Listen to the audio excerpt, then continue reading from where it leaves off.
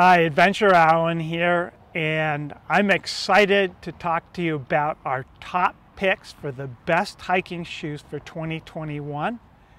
And 2021 has been an exciting year because all of a sudden efficiency or high efficiency shoes have entered into the regular hiking world. First of all, what separates the Adventure Alan guide from all the other guides is you're not going to hear about any of this energy efficiency stuff. And we are looking at the future. So we're talking about this high efficiency running technology and how it applies to hiking. And we actually have some shoes available in 2021 that use that technology. Remember, it's two things. It is a carbon fiber spring plate in the shoe and this very high energy return foam, or in this case a foot pod that returns more of your energy and helps you hike faster at no extra effort on your part. It all started with this pink Nike or orange Nike shoe here. This is the Alpha Fly Next Percent. It is the shoe that Eliud Kipchoge used to break the sub-2-hour marathon. And the high efficiency technology that increased running speed is now trickling down into hiking shoes that are available to mere mortals and hikers like you or I. And before you go, well, I'm just not a high-tech person and this has nothing to do with me. These shoes feel like a totally normal shoe. They're comfortable. There's nothing really particularly odd about them. They just have the potential to help you hike faster. If you see the same energy, efficiency, and speed gains in hiking that you see in these running shoes, the average through hiker on the Appalachian Trail would likely finish a week or a week and a half earlier wearing a pair of shoes like these or these as opposed to a more traditional hiking shoe. Okay, before we jump into these trail shoes here, and this is like the new Ultra Lone Peak 5, Hoka ATR Challengers, and some of these higher tech hiking shoes, let's talk about the technology or the roots of what's trickling down into these shoes. And I'm going to go to this Nike Alpha Fly Zoom Next Percent shoe. This is actually a shoe that this and the training shoe equivalent. I've been road running in it for a while. I have some familiarity with this shoe, and we'll talk about the technology. There's basically two things that really matter, and how you know they matter is because the World Athletics Organization has regulated them, and they regulated them just before the 2020 Olympics were about to happen. But the two things they regulated, one was the foam. This is a high energy return foam. The average foam in a running shoe returns about 60 to 70% of the energy.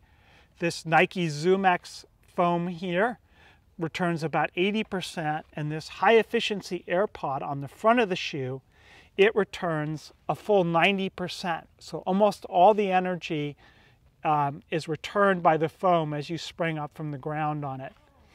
In addition, you can come in a little closer on this. Can you hear that?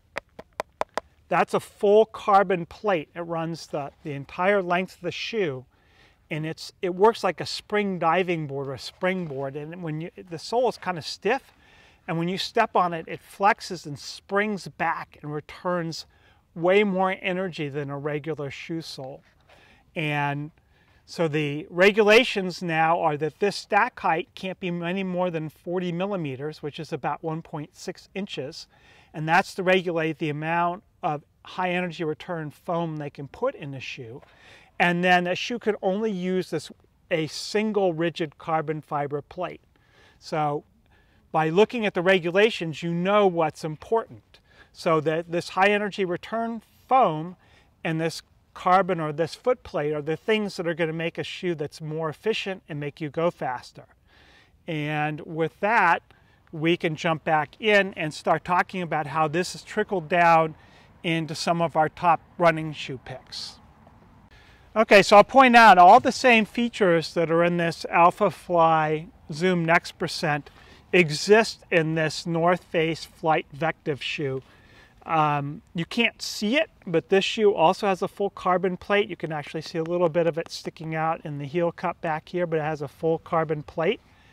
It also has high energy return foam. It's a dual density foam of high energy return. I think the white is softer and the black is denser.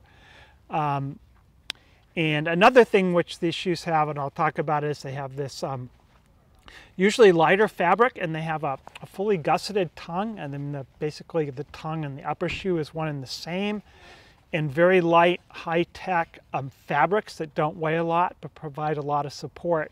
So all of that has sort of trickled down into a shoe like this, but it has a more aggressive high traction trail sole to it. It's got a toe bumper, it's got heel counters, so it's sort of reinforced the way a trail shoe would be. Whereas if you look at this Alphafly Next Percent, it's got tread up here. It doesn't even really have much rubber back here because they don't even really expect you to be landing on your heel. So these are like a nice blend of what's important about the high efficiency of the running shoe, but understanding the needs of someone that's a trail runner or a hiker. And I should say that there's nothing scary about these higher tech shoes. I mean, they're very comfortable. They feel like a normal shoe. They're fine to hike in. The only thing that's a little scary about them is the price tag. But there's an initial upfront cost, and then there's years or at least many, many miles of hiking joy once you own them. So again, we're pretty keen on them. Okay, so we're finally here. We're into the fun stuff. They're into the high-tech shoes, the shoes that are incorporating this running shoe technology into a trail running or a shoe well suited to hiking and ultralight backpacking. And again, there's nothing scary about these shoes. They hike like a normal shoe. They're just more efficient, although they'll cost you a little more money. So, as I said, there are two elements that you need in this shoe and these shoes, and one is you need that sole plate, the carbon fiber sole plate, or some sort of springboard plate in the sole, and then you need the super high energy return foam, and both these shoes have it. So I'm going to start here with this On Cloud Ultra, and just to eliminate confusion, On is a Swiss-based running company started in 2010. So the company's name is On, O-N. And they do high-end running gear. So this is the Cloud Ultra, and it is their super high-tech running shoe. It has a Cloud-Tech Speedboard energy return plate running the shoe. You can't see it, it's embedded in the shoe, but it is there. And you can see it's kind of stiff and springy there. And then it has what they call their Hellion Super Foam, which is a dual stiffness energy return midsole. Again, this is using a high energy return midsole. One of the things we like about this shoe, it's got sort of a lower forefoot stack height. You can see that even though the heel is fairly high, the forefoot is fairly lower, and it's got a pretty aggressively lugged sole. So it's got really a good grippy trail feel with great traction. You got a good sensitivity to feel what's going on. It has an 8mm drop from forefoot to heel. That's about as high as we like. It would suit hikers used to a traditional hiking shoe or people that run in a fairly high drop shoe. If you're used to a lower drop shoe, this might take a little getting used to. We didn't have any issues with it. We've done running and hiking in it, and it feels fine to us, but that's worth noting. One cool feature it has is it has this little flip release thing. So at the end of a long day, when your forefoot starts to swell and you want to loosen the laces up to give your toes a little more room, if you flip this thing over, it gives you extra room in the toe without having to unlace the shoe and chase your laces down to loosen up down there. And this is a pretty light shoe. This is like an 11.5-ounce shoe, so it's about the same weight as the Speed Goats here. But it incorporated that whole plate and all this technology in it, so pretty pretty nice accomplishment by the company On. Downsides, it's expensive, and while it has an energy return plate in there, it's not a carbon plate. Again, we said the 8mm drop might be a bit much for some hikers. This fully gusseted tongue, which you're going to see in almost all the shoes like this, is in the Nike shoe here. It's going to be in these North Face shoes you see. It makes the shoe a little harder to put on. If nobody's heard of a shoe horn, we could see the argument for a titanium shoe horn to help you get these shoes on. And again, the sole outs, it has more rubber than on the ATR Challenger, but is not a full rubber outsole. That saves weight, it puts traction where you need it, but it isn't a full rubber outsole. And again, this durability of the shoe is unproven. I mean, we've got a couple hundred miles in these shoes, but that's not a whole season of hiking. So the verdict is still out on how durable this shoe is going to be.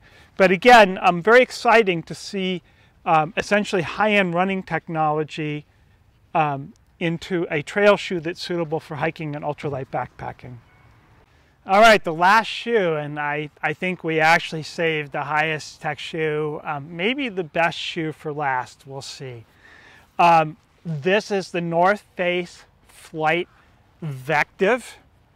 It is our highest tech shoe. It is the only trail shoe that we know of that is actually using a full carbon fiber plate. You can actually see a bit of that, I think that's it, with the heel cup sticking out of here. And then it's got this high energy return foam, this Vective foam, and it's a dual density foam using different stiffnesses and softnesses in different parts of the shoe to tune it to give you even more forward propulsion. It is also the lightest high-tech shoe. It's an ounce lighter than the On Cloud Ultra. It's a 10.8 ounce shoe, which is a pretty amazing accomplishment given how much high energy return rubber and the full carbon plate that's in it. Again, like the Cloud Ultra, this has a lower forefoot and a higher heel, although the stack height is not as much as the Cloud Ultra. This is only a 6mm stack height, which for us is kind of the sweet spot. And again, this is not a scary shoe. It fits kind of like a normal shoe. It has a fair, it's not too narrow, it's not too snug. The drop is reasonable, so it hikes well. We don't really notice it at all when we're hiking, other than it feels great and it's fast. So again, a good choice for people transitioning pretty much from any shoe. Shouldn't have too much struggle moving onto this shoe.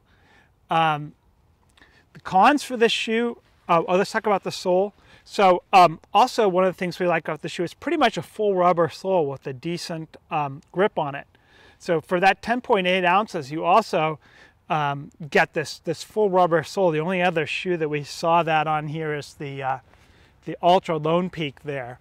So this is kind of checking all the boxes. The cons, you get what you pay for. So this is the most expensive shoe. It's listing for $200. You are not going to get it discounted because I actually went through a lot of effort to get a hold of these shoes to test because very few people have them in stock. Why they did it in white, I have no idea. I mean, if you wanted to pick exactly the wrong color for a trail shoe, it would be white. This thing, and I've gone to great pains not to get it dirty before I shoot it, but you go through a muddy trail and this shoe is gonna, So we're hoping they find a colorway or a different color scheme for this shoe besides white. Again, it is a fully gusseted tongue, which makes it kind of hard to get on and off, especially harder to get on. And again, like the Cloud Ultra, we've only got a few hundred miles on this shoe, and so its durability is yet unproven. It does obviously have some features that make it look like a trail runner and some reinforcements, but long-term durability of either of these shoes compared to a shoe like any of these shoes over here, like the Speed Goats, the ATR Challengers, or the Ultra Lone Peaks, all of which sort of have proven durability. They're, years of iterations. These shoes are both fairly new and unproven. But we're super excited to try them out. And we do see this as the future of trail shoes. So these shoes are kind of ranked right here in the level of technology they use. This North Face Flight Vective essentially has all the technology of this shoe adapted to trail runner. It's got a full carbon plate, and it has the high energy return foam, and it has a fairly high stack height. But it's adapted to trail running with a trail running sole and trail running reinforcements. So a blend of this and a trail runner. This on shoe comes very close. It's a little heavier, and it doesn't have a full carbon fiber plate, but it is a spring plate. It's just not carbon fiber. And it also has high energy return foam. Both these shoes are around $200, so you're going to pay for it. Moving down, I would call these kind of like your traditional mid-tier hiking shoes, but definitely above the regular hiking shoes. They all have some form of a high energy return foam. They all have a reasonable stack height. They have different purposes and different designs. This is more of the Speed Goat is more of a technical trail shoe with the higher stack height and more aggressively lugged sole. It's a little more expensive and heavily lugged. This is our top pick, which is the Hoka One ATR Challenger 6. It is more of a trail shoe. It is our lightest shoe, has a shallower lug sole, zonal rubber placement, reasonable amount of energy return foam, although not the highest energy return foam. And finally, upgraded for 2021 is the Ultra Lone Peak 5, which is now using the higher energy return foam from their Escalante trail running shoe. So brought a little bit more up to speed. All of these shoes are pretty reasonably priced in the $130 to $140 range. But again, this guy does have budget shoes as well. But again, there's nothing scary about these shoes other than the price tag.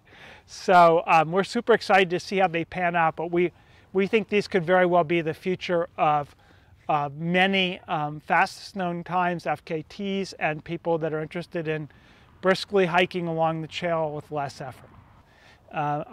This technology and this energy efficient is here to say, again, if it pans out in hiking shoes the way it did for running shoes, this reduced an Appalachian Trail hike by, a week to 10 days. If you're looking at efficiency, that speed savings is the equivalent of reducing your pack weight by maybe 10 pounds. There are different ways to look at that. Obviously, this efficiency is unproven. There may be no way to test it.